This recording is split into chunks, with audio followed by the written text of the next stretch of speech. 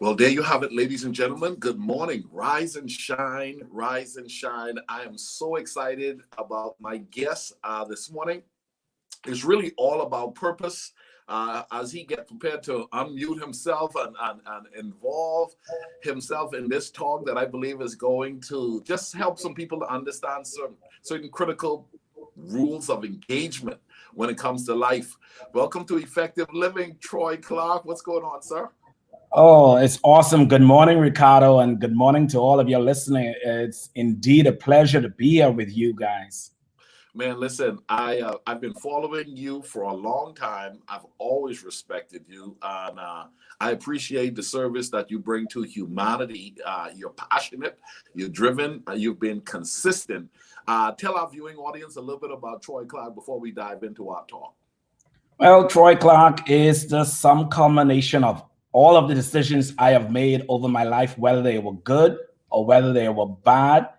At this point in my life, it is all of the experience, my belief system, and everything that I have done has created who Troy Clarke is today. You know, I appreciate that. I know you've been very committed to identifying different things that you can do to help not only in the Bahamas, here in the United States, but around the world. That person trying to get that call in, eh?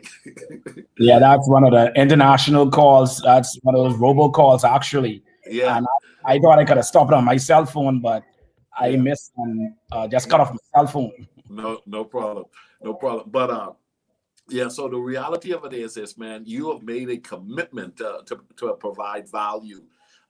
Your belief in continual education inspired me, to let me know that, listen, if you want to get to the top, you're going to need to know what you need to know. And you should fall in love with learning. You should fall in love with getting better. What made you commit to a lifestyle of continual education in your pursuit to maximize your potential?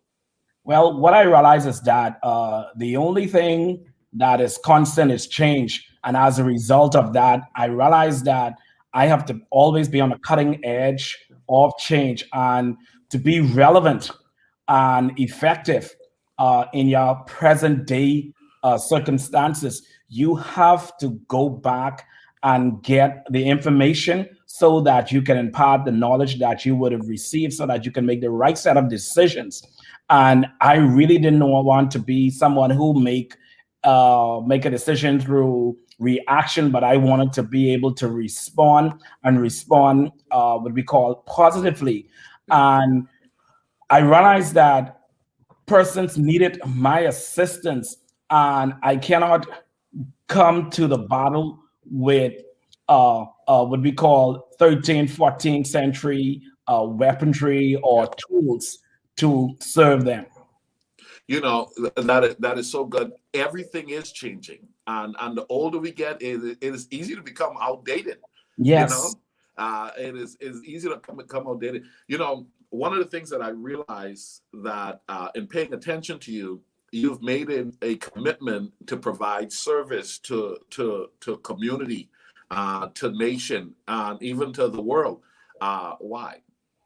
Well, it has always been my passion and my purpose actually to serve humanity. And like my former mentor and pastor, Dr. Miles Monroe, always to say, you come to this world to actually serve people and to die empty. And so my thing is that I did not want to see others go through what I have experienced, whether they were good or bad, and it did not actually put something positive in humanity. So the whole thing is that I find fulfillment in the work that I do, and I see that there's a need that is there throughout our communities of the world. And so I say, if there's a need, then you know what? Let me find a solution.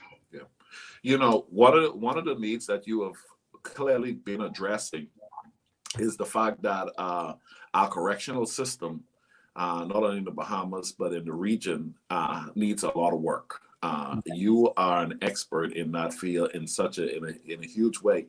I I was thinking, man, there are so many terminologies in that space that have not been accepted on the broad scope, like terms like counseling, even therapy, Mhm. and psychological understanding that Yes. goes beyond the surface. It ain't all the devil. Right, right, right. Most What got you to really just decide to go that route? Being a man of faith, you love the Lord. I mean, but in addition, you understand that beyond just telling a young man you need to change, that young man may need some deeper help beyond just saying change your ways, but like the Bible, one of the greatest books of literature, tell us to be wise as a serpent and harmless as a dove. And I will refer back to my uh, late Dr. Miles Monroe, my mentor, and in the words that he imparted to us, that in our organization, because he's one of the founding fathers of our organization, where he stated that the civility of a community is manifested in its treatment of the weak, wow, frail, disenfranchised, disadvantaged, poor among them. The maturity of a community is determined by its ability to rehabilitate those who have fallen wow. short of its social expectations and fail in their responsibilities and accountability to that community. So realizing that, and my background being in criminal justice, Yeah, serving time in the Royal Bahamas Defense Force, and as a probation officer, I said, and plus being an at-risk young man growing up, yeah, I realized that, with all of these things, that is the solution. The solution is trapped within me. My future is trapped within me. So I realized that to utilize that to effectively help young men and some women around the globe. When you start diving into it, what was your first thought, man? And I know when you went to school for criminal justice Mhm. and went on to pursue a deeper level of understanding and a number of different trainings you would have taken. Right. What was the interesting thing when you start to realize, wow, I thought just telling this fella, but change your ways, or saying these young people just don't want to listen. I realize it's more than just saying they don't want to listen and believe, and telling them to listen is sufficient. What was the light bulb moment that says this is something that I need to invest my life in, and there is a community, there is a group of people, they're gonna need this, and I'm gonna be one of the persons to pioneer this way. Well, like I said, because of my background, and then it was self-discovery for me. When I started to launch out and to assist these individuals, this is when I realized that I had a problem. Troy had a problem, and actually diving into the work. And I always say, God has a sense of humor. Yep. Diving into the work, I realized that Yep. I really missed the mark a whole lot by a long stretch. And that's when I discovered that I myself had an addiction in my life. And I had the struggle. I didn't realize that prior to getting into this work that it was an addiction until I got into the work. And that is when I addressed the addiction that I had in my life. Yep. And God delivered and had to continually walk in this deliverance by utilizing the skill set that I would have learned Yep. in the work that I'm doing to help other persons, Yep. to help myself. So Yep. basically, I was on an intellectual level, on a spiritual level, and plus, actually on a practical level, helping these individuals while I help myself. So as I helped them, I was receiving help for myself. Yep. That is when the light bulb went off. So you know what? This is a lifelong journey for me. Yep. Man, it's interesting that you said that. That's really how I feel about this effective living platform. Mhm. I said, and we're going to talk a little bit more about this a little bit later. But I started asking myself, what is effective living? I mean, at its best, when you think about the term, and I started writing it down. I said, this is what I'm going to do. I'm Right. going to try to live like this, right? Right.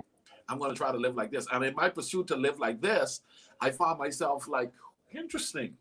I didn't know. And I started to have to go in and do work within me that prior to me thinking about this whole effective living thing, I had never thought that you need to go that far. Now, looking at what you do, you've established a platform, a service. I have it here. You're the president and founder of a number of incredible entities providing exceptional service. Can you tell us a little bit about those different entities?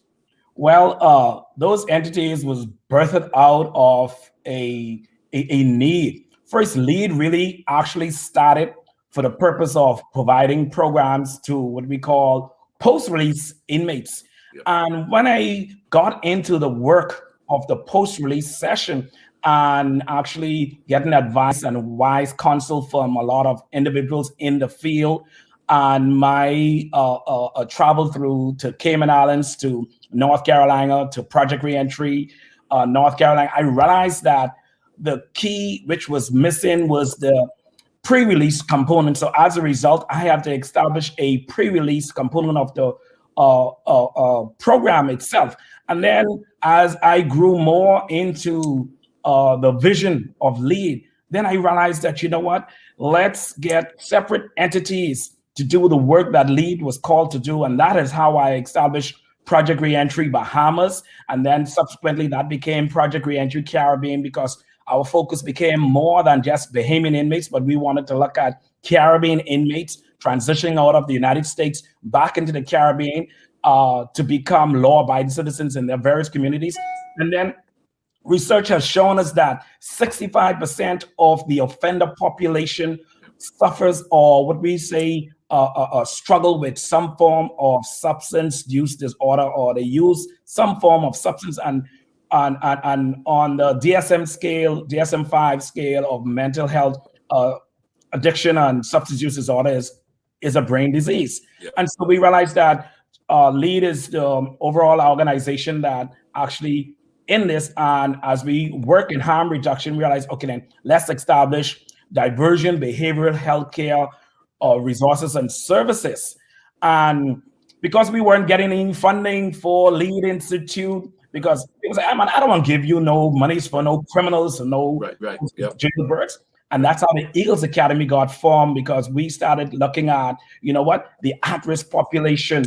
Yeah. And that's where the funding started coming in. And then you say, okay, if we're having some success with the little success that we're having, that we can build upon, you say, you know what, we need to train other persons how to work with this demographic of individuals. And that's our Caribbean Correctional Training, which provides training for professionals within the field of criminal justice or within the field of community work that wants to work with this population, whether they want to do preventative intervention or rehabilitative programming. Man, listen, I love it. I love it. Ladies and gentlemen, I'm here joined this morning with Troy Clarke, and we're talking about the wonderful work that he's doing. And I believe that it is important that we all become aware of the services that he is providing, because I think it's so important. And especially for those of us in the Bahamas and the Caribbean region more specifically, you ought not be no stranger to this man, because he's been doing what he's been doing for a while. Troy, let's talk about, you mentioned something just now about brain illnesses that I think sometimes, sickness, brain disease, that's the term you use, brain disease, that I think goes, plays very little in the thoughts or conversation of the average family member, and people dismiss someone who has anything going on wrong up here. Anything that starts to become a concern from the head standpoint, but it's a real challenge. And more specifically, I think in the Bahamas, it's almost a taboo subject. You almost are looked down on to have any kind of psychological challenge that's going on in the head. But the reality of it is you could get help, and help is now available more now than ever. Yes. Let's talk about that brain illness or brain disease that is commonly rejected and not looked at. As our mantra says, right? We do not decide our future. We decide our habits, and our habits decide our future. And what we realize is that everything that we do and everything that we use that is scientifically based, evidence-based, on the Samsha scale of evidence-based best practices and service programs, what we realize is that all of this is spiritual and all of this is biblically based. So a man thinketh, so is he. And if you keep on doing the same thing over and over and repeatedly, that is wrong and bad. You end up becoming that, and that is how the brain disease comes into our lives. On a what do we call it, on a practical level, or basically on a simple level to explain. And so an individual who gets up one day and decides to smoke, and it becomes a habit of smoking, and then eventually that damages his brain. So all of the decisions that he would have made was his decisions. But when he keep on making bad decisions, something drastic ended up happening, and as a result he take on a brain disease. And it's just like diabetes. If you never had diabetes or high blood pressure, but you keep on eating sugar and living vicariously in a certain fashion and everything like that, your physical health will create some problem, and as a result you take on diabetes. So that brain disease that we address is the abnormality within the brain system, and especially for young people who frontal cortex is not fully formed until about age 23, 24, 25, and they start smoking at a very young age, so it becomes deformed. And then all of their decision making and all of their habits actually is signaled from that part of the brain system. And so we have to address that in therapy. And that is what happens here. You mentioned therapy. I want to go back and talk about therapy. But before we do that, I'm looking back about our culture. I know growing up in the Bahamas, how important is it for someone to decide, I need help, or I need to have my son looked at, and it's not a bad thing. Don't look down on them. Let's not, removing the stigma of, you know what, psychologically, I need to have you tested. I need to have you looked at. And then as a society, be it as it may, whatever decision professionally have to be given to this person to help them to balance out the way of thinking. Because as you mentioned, is as a man thinking. And if your thinking has been disrupted, your ability to think right and function from the brain standpoint as what we would call a healthy practicing person, you really can find yourself losing your job, losing your temper, hurting family members, just acting and responding irresponsibly. How important is it for someone, or for our viewing audience, to just say, you know what, someone is assigned to help me. Someone is assigned to help my child. Psychologically, he may need help. How important is it to get help? It is very important to get help. And like you stated earlier, or just in your dialogue just now with me, what happened is that we're so taboo in the Bahamas. We think if you're going to go see a counselor or a therapist or a psychiatrist, it is a bad thing. And so as a result, we shun people, and we don't tell them, unless we stigmatize, or you're crazy. And if we teach people about mental health is equal to your physical health, or even just more important than your physical health. So if you're feeling kind of weary, drained, anxious, kind of sad, kind of depressed, you should see a person who is trained in that area of profession, so that you can always have what we call good mental health. And we have not put a lot of emphasis until COVID-19 on mental health, until we realized that all of we want to look at it as an onion, unveiling. And so peeling back the layers, and we find out that we had problems within COVID-19, and COVID-19 exposed the underlying issues that we would have had in our lives. So it's very important to seek help, whether you're stressed on your job, whether you're in the educational system, you feel overwhelmed, go to someone, even if it's informal first, and then you realize that you need to have formal speaking, whether it's your pastor, whether it's your teacher or trusted friend. You must. And you must teach our children to do the same thing, so that they don't end up with a mental illness. Troy, I so appreciate us having this time together. The term therapist, it is not commonly accepted at the more reasonable state for what I believe the word should be in relations to where we are as a society, especially in the Bahamas, I would say. A therapist, why you think the word is not being embraced, and when you are going to see a therapist, let's talk about some of the things that would have fed into negatively connecting itself to the term or to the profession of therapist, when the truth is it is a position that is critically needed, and a service that should be heavily embraced. Yes, because of, like I said, because of the stigma and with mental illnesses, when one say you need to see a therapist, we think about you need to go see a shrink, or somebody or something must see you must see crazy. And so then you remember we used to call Sandlands Rehabilitation Center the Crazy Hill.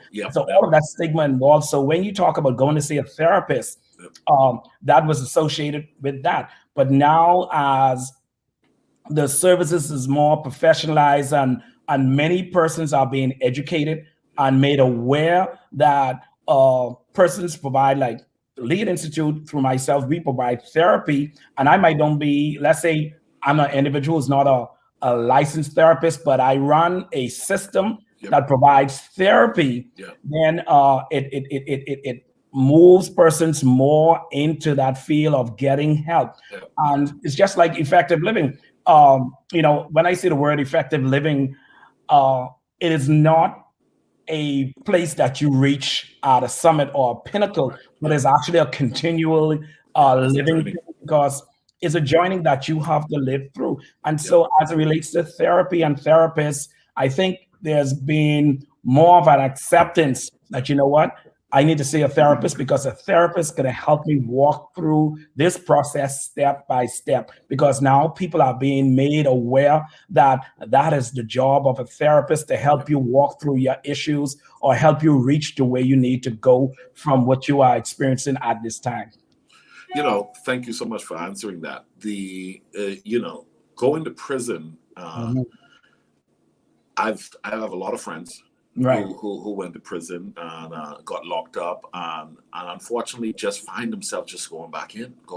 I had a friend who got arrested when we got out of high school there in the Bahamas, and I think he got 18 years and came out and went back in like a year later. What's going on there?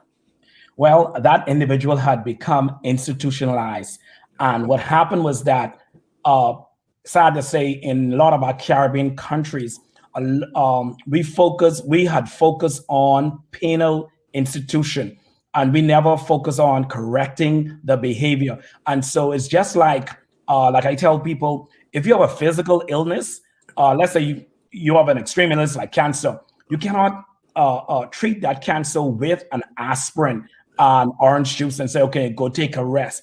But you have to give the right treatment that is afforded to that type of cancer.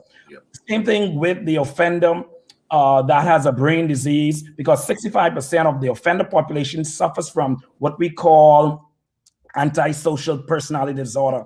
And you cannot address that with counseling. You cannot address that with medication, but you have to address that best with cognitive behavioral therapy and the right way. And the system that we use, the therapy that we use, is actually based upon what we call Lawrence Kohlberg theory of moral reasoning, the way people make the decision. And so what happened, that individual who went into prison 18 years, he was not screened, assessed, classified, and given a sentence plan, and then follow up, monitor, evaluated, to see that he had the help that he need as he re-enter his society, so that he could become a law-abiding citizen. And so as a result, a revolving door. And I always tell people, 95% of individuals who are incarcerated, they are coming home to a neighborhood or near you. The question should never be when they're coming home. The question should be how they're coming home. That is a public safety issue. And so if we don't address it from that standpoint, then we are going to fail, and we're going to see the individual going back and forth into the prison system. And we always like to tell individuals that re-entry or reintegration back into the community starts when an offender arrive at the prison, when he is convicted and sentenced. It's not even a program. It is a research-driven process, evidence-based, that goes into that. And if that individual does not have that when he or she arrives at the gate of the prison to serve their time, what is going to happen is that that individual is going to recidivate. And that is how you would have seen your friend recidivate, because he was not afforded the right set of medication, the right set of skill set to actually help him to actually reintegrate as a law-abiding, effective citizen in his community. That's so good. Ladies and gentlemen, please do me a favor and share this and tag someone that you know will enjoy this information, because what we're trying to do is, here on Effective Living, my goal is to address the root issues, and we're going to talk a little bit about that as a question I have for Troy in a minute. But Troy, what are some of the common traits or behaviors we find that is consistent with someone who's a little bit more prone to find himself right back into the system if not given assistance? Well, the behavior you will have is manipulative, one who lies and cheats and believe the whole world lies, cheats, steals like themselves. The one who is narcissistic, and all of those terms, I use all of those characteristics that actually can be defined once you assess the individual properly, can define that that individual suffers from antisocial personality disorder, or ASPD or APDs.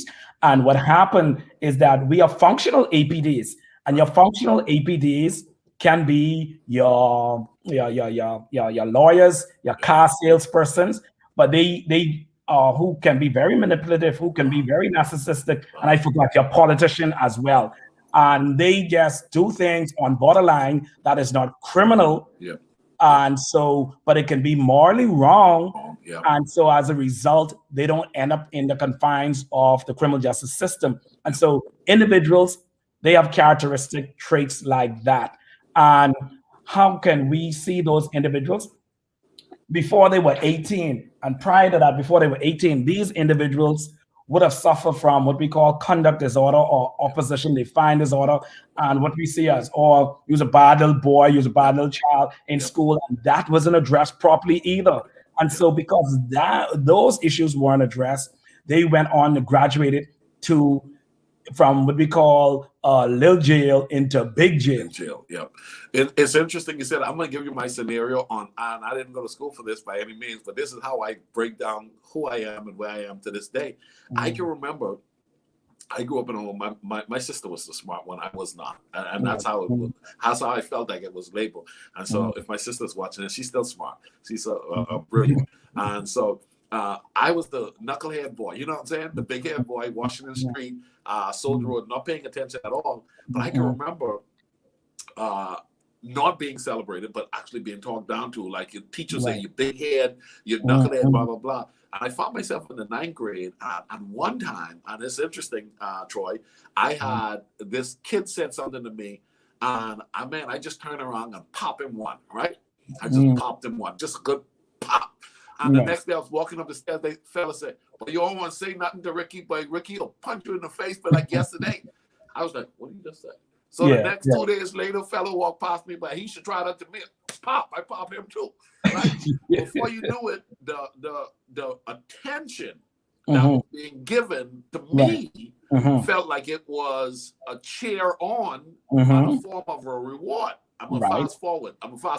I got to the point where I became a notorious gang involved guy. I wouldn't say a gang leader because the more prominent gangs would say he was no real G, right? But I was involved in some activities like that, and so going on from being involved in that very high reputation, because what I found then, Troy, was that you got better reputation on the street the shorter your tempo was, and the quicker you were to engage in a fight. And so don't mess with them. Well, later on, I gave my life to Christ, and I remember the lady, she says, oh my goodness, I came by the church to cut the church yard in Montel Heights to help cut the lawn. And one of the old ladies, she said, he's such a great young man. I can see him doing great things. I was like, what, you mean me? So now there's a different statement. I'm getting the compliment again. I showed up to church on Sunday, and they was like, "We need more young men like Ricardo Miller." I was like, "Me?" So this, I saw that I broke down my life in two parts, Troy. One, where early on, when negative was being celebrated, I rise to the occasion. When I gave my life to Christ, when positive was giving attention, I rise to the occasion. Right. I realized positive has a better return. Mm-hmm. So I've been on the positive run for 25 years. What's your thought in what was being fed into me from the school standpoint? Basically, as one of the theories I subscribe to in our practices is Bandera theory of social learning and learning through observation. And, Bandera will, he is famous for his studies of children observing adults who acted aggressively toward a doll. And after children viewed this behavior, they were given dolls to play with. Can you guess how they interacted with the dolls? You're right. They imitated the aggressive actions that they observed earlier. So what you did, you observe and you model. The behavior was modeled to you, and you would have seen that. And as a result, it made you feel a certain kind of way, and so you actually accepted that. And then when it changed later, when you got this other kind of behavior, this other kind of affirmation and everything like that, you saw that, hey, I could benefit from this more than I benefited from the negative vibes that I would have gotten. And so as a result of that, what happened there was that you switch and you say, okay, it feed into your system and say, you know what, I can, through this observation, through this, what I got, you became a live model. Yes. And as a result, you saw that it benefited you in the long run, and you continue on that path. Yeah, man. That's been me. Let's talk about this as we bring our talk almost to a close. In your opinion, what are some of the things we can do to assist with some of the deep-rooted issues that we find ourselves faced with, especially with our young men? Well, first and foremost, we as stakeholders, partners, individuals, churches, the entire society, we need to stop from working in silos. We need to break out of silos and collaborate, because Troy can't do it all. Ricardo can't do it all. And the church itself cannot do it all. The government cannot do it all. And we need to collaborate our effectiveness. We need to collaborate our gifts and our skills so that we can help the individual or the kid who is up against the wrong policies that are in the educational system that is creating a pipeline from the schoolhouse to the jailhouse. We need to assist those. We need mental health professionals to help with individuals in the school. And when I say mental health, you don't have to professional, you don't have to be a psychiatrist or a psychologist or a therapist, but you could be somebody who's just interested in helping somebody live in a healthy domain, emotionally, psychologically, whether you're using emotional intelligence, all of those kind of things, you can assist in that area. So that is how you can help. And just like how you've been helping Ricardo, even when you've been to the National Lead Institute, I think 2014, 15, or 16 around that time with my boys. And that left a lasting impression on a lot of them, because some of them are now in university. Wow. And some of them are working on the defense force and police force now. So when we see a need, we need to reach out. And even if you have the passion, you find out you have the passion and you want to help, go get the training necessary so that you can effectively equip those individuals. Unlike me, when I was working in the prison system, I realized that church people used to come to the prison all the time. And I realized that these people were doing more bad than good. And me being a church person too, I think, going to get the training necessary to be effective with these individuals. And so we who have the information, we need to train the church people so that you can use, like the Bible say, be harmless like a dove, wise like a serpent. And like I remember a story, Dr. Miles always told us that he goes to places where you can't even use the word Jesus Christ. But after you talk spiritual principles, he has his book sale on the table. And when the people go and buy his book, they pick up the book and say how to become saved with inside his book. Yes, the principle is right there, man. That is so good. Listen, you mentioned something just now getting the training is critical. There are a lot of people who obviously are misjudging, and we're in a religious country. We call our country, Yeah. God lives in the Bahamas. Yeah. However, there are a lot of people who have not done the work to become informed with what they need to become informed with to help. Talk to our viewing audience just for a few minutes as we bring this to a close on killing the negative stigma and getting the proper understanding. The training is very, very, very important. It's vital. And to kill the stigma, you have to get the information. And if you don't get the right information, case in point, I started out never wanted to be an international addiction professional. That never was in my radar. But it was when I got into the work and I saw the need and I saw how best to be effective, I realized that, you know what, I have to go back and get training. And how I got training, the work that I was doing, folks at the U.S. Embassy saw that I was doing a good work. And those individuals recommended me to be one of the trainers as an international certified addiction professionals. And we started out at 14 and 2 years later, we graduated from the program, which was a 14 to 18 month program that they brought in, they paid for through the U.S. Embassy, State Department, INL, and the Public Hospital Authority. And so I became one of the national trainers in the Bahamas. And then I took it further into the Caribbean as an education provider for substance use disorder for the Bahamas and the Caribbean. So I realized that you have to always stay current if you want to be effective helping the youngster or helping the older individual. And that will help you take away the stigma from any issue that individuals are facing. Nice. Thank you so much, sir. Listen, go ahead, tell our viewing audience. We've gone a little bit over. I wanted to talk about something. I said, well, I know I got to bring it in, bring Troy back if his time permits.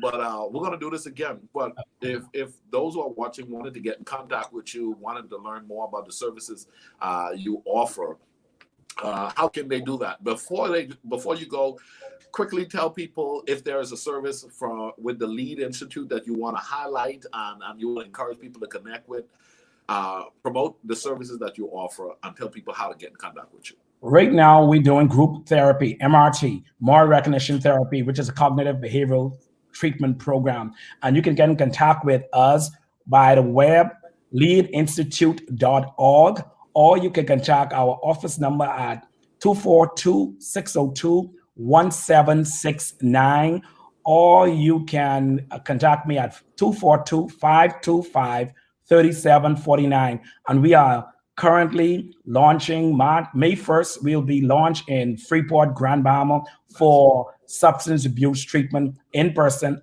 and online. Nice. Congratulations, man. Once again, thank you for also having me. I remember my visit at the center and having the chance to speak to the fellas. And when I walked in there and saw the guys, it took me back because I can remember just seeing how they sat and, let's see what this fella had too. Yeah. And God's been good to me. He's been good to you. He's been good to us. Yes. I believe our best days are ahead of us. Yes. So any closing thoughts? Well, closing thought, all men fall, but the great ones get back up. You do not drown by falling into the water. You drown by staying there. You do not decide your future. You decide your habits, and your habits decide your future. Whoop! There you go. Ladies and gentlemen, you've heard it right here live on Effective Living. Thank you again, Troy Clarke, man. This was so good. Please, ladies and gentlemen, do me a favor, share. Invite someone to listen in on this talk. I believe a lot was said that can help a lot of people. You all have a good day. Don't forget, subscribe to this channel here on YouTube. Bye-bye, guys.